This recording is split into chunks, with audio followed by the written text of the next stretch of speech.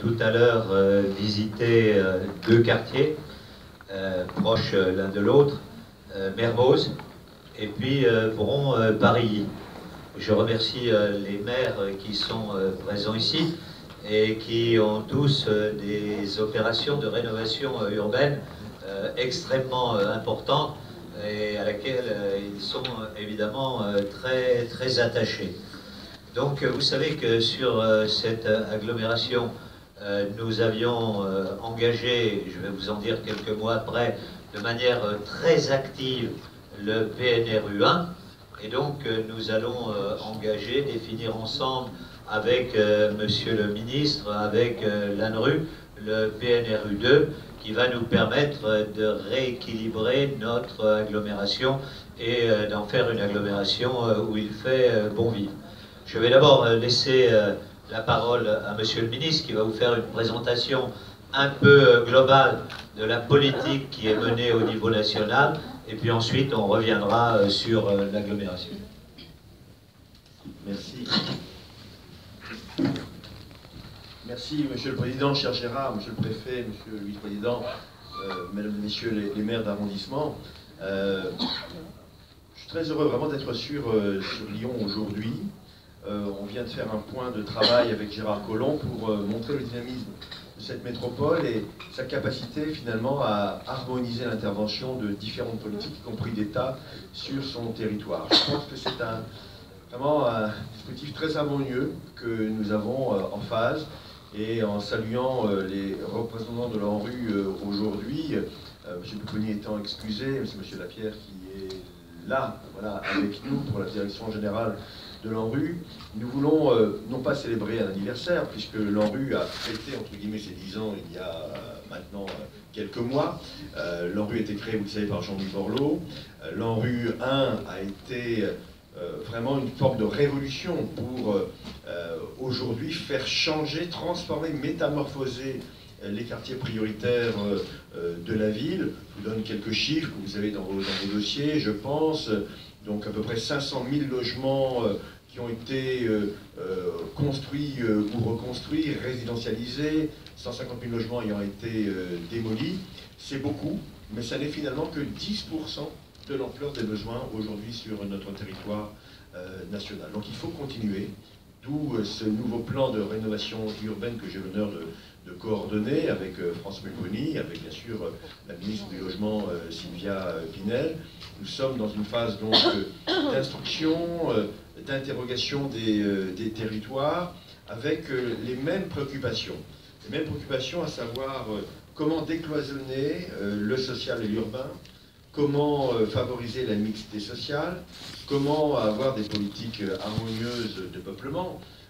Ce mot de politique de peuplement est un mot qui parfois interroge, fait peur, interpelle, mais il est clair que si nous voulons de la mixité sociale, il faut savoir aborder cette question de front avec beaucoup de force politique. Donc un bilan de l'ANRU 1 qui est positif, il faut poursuivre, et il est vrai que, nous y reviendrons dans quelques instants, la métropole de Lyon donc, a été requalifiée pour l'ANRU 2 au travers de programmes d'intérêt national, d'intérêt régional. Je voudrais aussi insister sur le fait que dans le cadre de l'ANRU, de la rénovation urbaine, il y a aujourd'hui un autre dispositif qui est essentiel, qui est l'accession sociale à la propriété dans le cadre d'un parcours résidentiel pour des habitants de ces quartiers, ou faire venir d'autres habitants dans ces quartiers avec un levier fiscal qui est extrêmement important, qui est un taux de TVA à 5,5%. Nous pensons que c'est là un levier très important pour cette mixité sociale. Aujourd'hui, ce taux de TVA est valable sur l'ensemble des territoires nationaux touchés par la politique de la ville et fait partie de nos interventions prioritaires dans notre politique. Donc, nous devons, mesdames et messieurs, sortir d'une logique sectorielle. Cela passe par l'échelon intercommunal.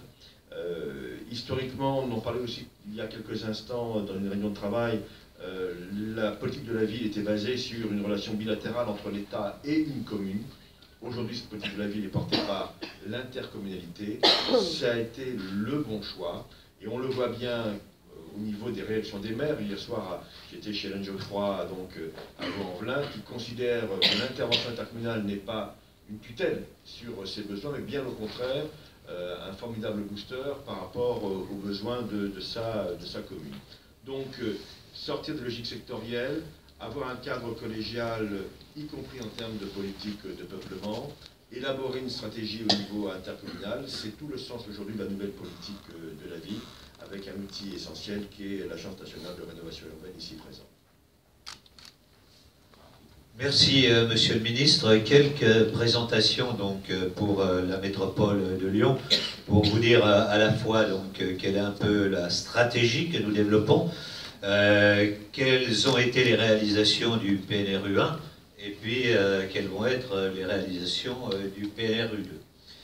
D'abord, vous le savez, vous qui êtes journaliste de Lyon, nous avons une stratégie qui est une stratégie qui souhaite développer une métropole multipolaire. C'est vrai qu'on a eu quelquefois une conception de la ville par le passé où il y avait un cœur riche et puissant, et puis plus on allait vers la périphérie, et plus les choses se dégradaient. Ça se voyait, y compris d'ailleurs dans le matériel urbain, dans la qualité des voiries. Nous souhaitons que dans cette grande agglomération, il y ait effectivement plusieurs pôles de développement et qui soient d'égale qualité. Et donc, vous voyez par exemple que dans le SCOT, nous avons prévu toute une série de polarités que nous voulons développer dans l'avenir. Avec une agglomération qui, parce qu'elle crée beaucoup d'emplois, attire aussi évidemment un certain nombre de gens. Et donc nous avons vu que d'ici 2030, il nous faudrait accueillir 150 000 habitants dans cette agglomération, ce qui est évidemment un défi relativement important. Qui dit métropole multipolaire dit évidemment capacité de desserte, et donc la capacité à rallier ces pôles avec le cœur de la ville, mais aussi désormais, et c'est l'accent que nous avons mis sur la nouvelle politique de transport, de pouvoir les relier entre eux. Comme vous le savez, nous avons donc mis au cours des 2 derniers mandats 1 milliard d'euros sur les transports en commun. Nous allons à peu près remettre cette somme dans le mandat qui vient. Et vous voyez à travers donc les différentes lignes qui sont indiquées ici, que chaque fois que ce soit en tramway, en métro ou bien en moyen de transport rapide, en trolley, nous avons essayé de relier le cœur de la ville avec l'ensemble des polarités périurbaines, de manière à ce que nous ayons véritablement un désenclavement d'un certain nombre de quartiers qui aujourd'hui étaient totalement enclavés. C'est vrai que dans les années 60, quand on a construit l'agglomération lyonnaise, à un moment donné où il fallait construire vite, on est allé dans les quartiers qui étaient des grands plateaux périphériques, sur lesquels on a construit beaucoup de logements, mais sans penser à faire venir les transports en commun et à les relier au reste de la ville. C'est ce que nous faisons aujourd'hui. Alors, dans un premier temps, nous avons construit des radiales qui allaient du cœur de la ville à la périphérie.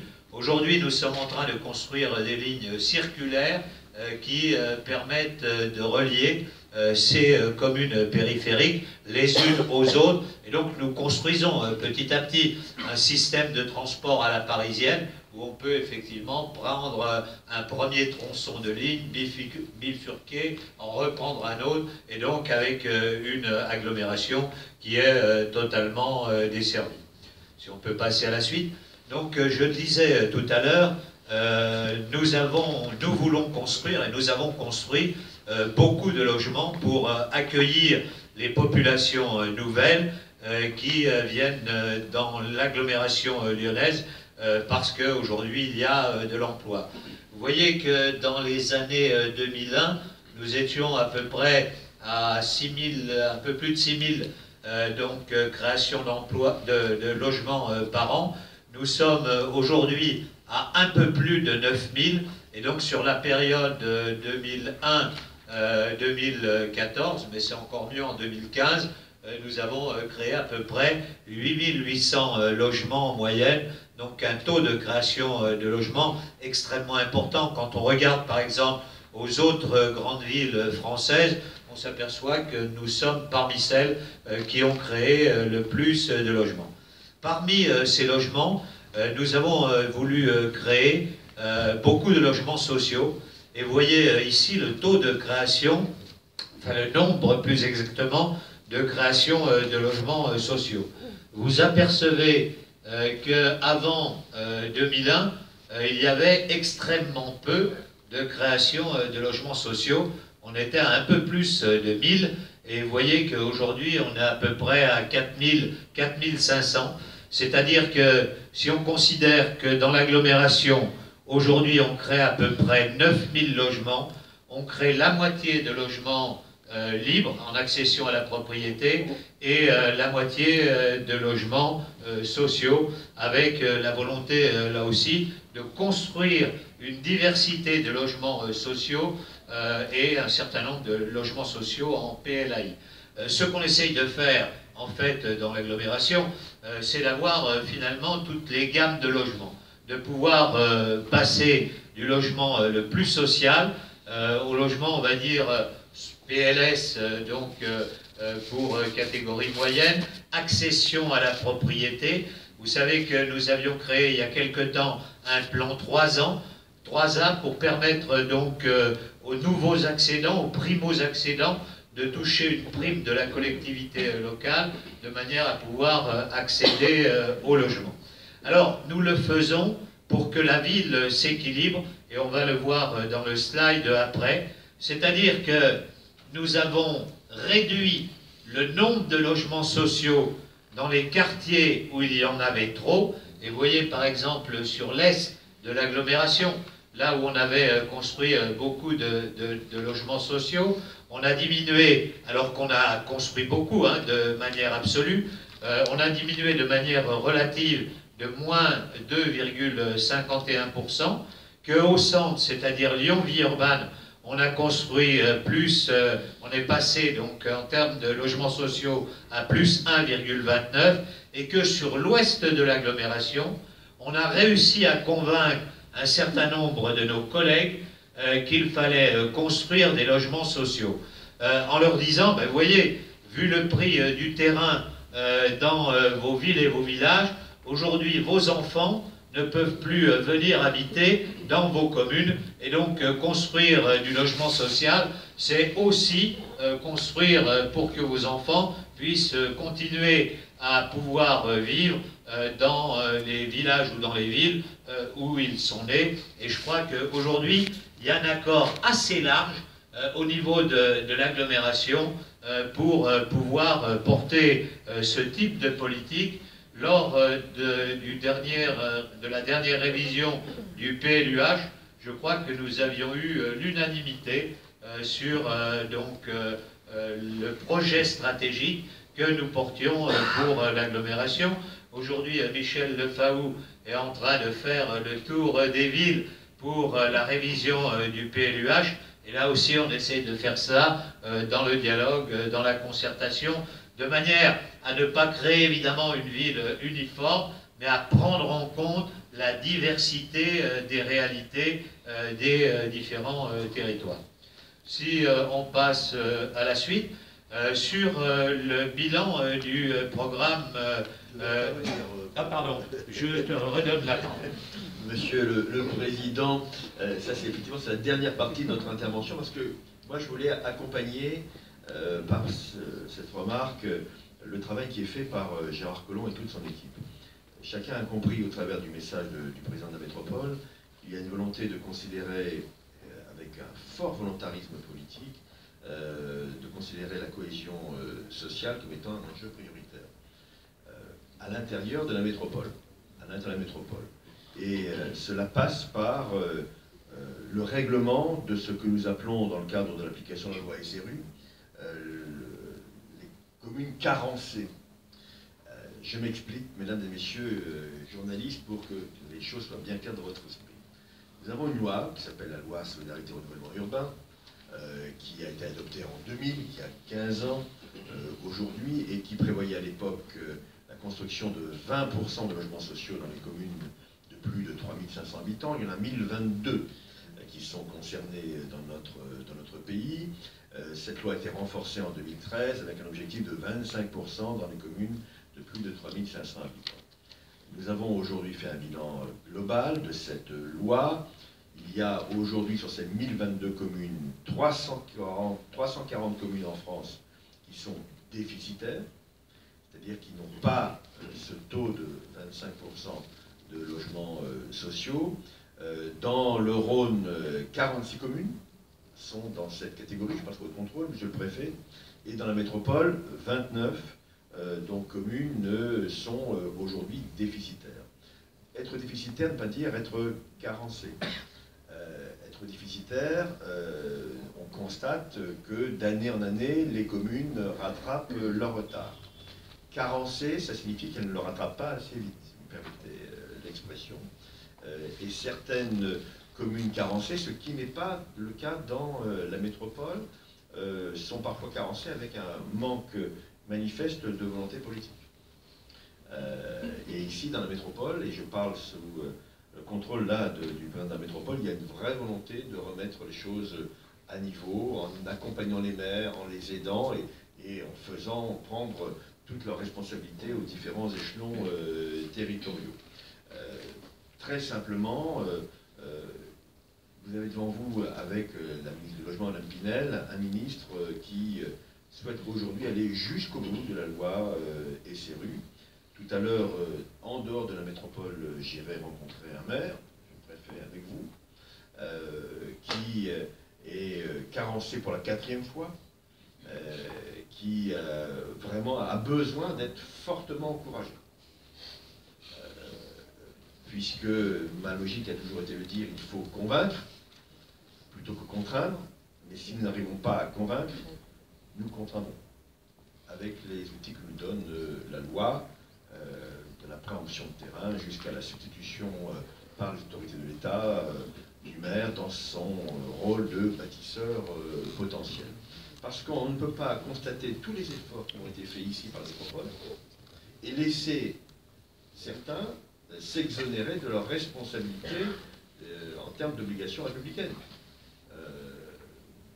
Et il est vrai que je pense que les préfets attendaient de la part du pouvoir exécutif un accompagnement, parce que c'est jamais agréable pour un préfet de prendre la main d'un maire et de lui dire voilà comment il faut faire. C'est pas tout à fait notre rôle, on est là pour accompagner, pas pour contraindre. Mais aujourd'hui, je l'ai fait dans le Val-de-Marne, je l'ai fait dans le Var, je l'ai fait dans le Nord, je le ferai aujourd'hui dans le Rhône et je continuerai partout en France là où c'est nécessaire. Eh bien, la soixantaine de villes, 36 villes ont déjà été pointées, permettez-moi l'expression, dans le comité interministériel du 26 octobre. Une soixantaine de villes aujourd'hui, grosso modo, ne jouent pas le jeu. Et nous ferons notre travail parce qu'on ne peut pas demander à des élus locaux, présidents de métropole, maires, dans leurs différentes responsabilités, de respecter la loi si d'autres ne le respectent pas. Ce serait un non-sens. Donc, je voulais le dire après le président de métropole, quelques chiffres déjà au niveau national. Le délégué interministériel à la mixité sociale, Thierry Repentin, qui travaille de très très près avec les préfets, a fait savoir il y a quelques jours que déjà 60 terrains avaient été présentés en France sur les villes carencées. Carencées et manifestement peu enclines à aller plus loin. Ces 60 terrains préemptés vont nous permettre déjà de construire plus de 1000 logements sociaux dans ces mêmes communes. On l'espère avec le soutien des maires. Et si ce n'est pas que le soutien des maires, ce sera bien dans l'intérêt de leur population. Je rappelle ici à la presse que 70% de la population française est éligible au logement social. Pour être très clair, un couple d'instit est éligible au logement social. Et que donc le logement social, ce n'est plus dans l'avenir ce que nous avons vu ici à la Duchère, Mermoz ou autres quartiers qui sont bien connus de ce secteur. Merci bien. Donc je vais poursuivre sur l'agglomération lyonnaise avec donc le bilan du PNRU1. Vous voyez que le PNRU 1 dans la métropole, c'est d'abord un investissement extrêmement important, 1,4 milliard d'euros d'investissement, que c'est 6295 logements qui ont été démolis, que c'est 5766 logements qui ont été reconstruits et que c'est 8148 logements qui ont été réhabilités et avec autour 574 millions d'euros de programmes d'aménagement, espace public, etc. et 170 millions d'euros d'équipements de proximité. Vous voyez quelles ont été les participations, ça c'est intéressant si on peut me le laisser. C'est d'abord les bailleurs sociaux, 470 millions, puis ensuite ça a été l'ANRU, puis ensuite ça a été le Grand Lyon, et vous voyez que nous avions des financements complémentaires à la fois du département, des communes et puis de la région. Donc on peut continuer. Notre idée c'était d'abord désenclaver les quartiers, et donc ce que je vous disais tout à l'heure sur les transports en commun est évidemment tout à fait important. Ensuite, c'est de renforcer les centralités des quartiers. Dans l'urbanisme de Bar et de Tours qu'on connaissait dans les années 60, vous n'aviez pas de place, de lieu de rencontre, pas de lieu de quartier. Et quelquefois, les centres commerciaux, soit en galette, soit totalement fermés. Il n'y avait pas de lieu qui soit la place de la ville ou du village, qui soit le lieu de la rencontre. Vous savez, les Romains avaient quelque chose de simple. Hein. Ils traçaient l'ordo et le decumanus et une place au milieu. Et c'était la place de vie, c'était le forum où l'on se rencontrait. On a hélas perdu ça, et ça a été évidemment très dommageable pour le lien social qui ne se faisait plus dans ces quartiers. On a évidemment amélioré les équipements de proximité, qu'ils soient scolaires, sportifs, de santé, culturels. On a en même temps créé quelques grands équipements d'agglomération pour qu'on aille de toute l'agglomération dans un des quartiers. Les deux qu'on a cités ici, c'était la halle des sports de la Duchère, mais c'est en même temps le centre chorégraphique national de Rieux, qui attire bien évidemment les amateurs de danse de toute l'agglomération, parce qu'il y a un chorégraphe qui est assez pointu, assez emblématique, et donc qui attire fortement. Donc nous avons voulu diversifier l'habitat. Vous voyez, plus de 4000 logements en accession libre, 1000 logements, 1000 logements locatifs produits par la foncière logement et des logements étudiants. Notre stratégie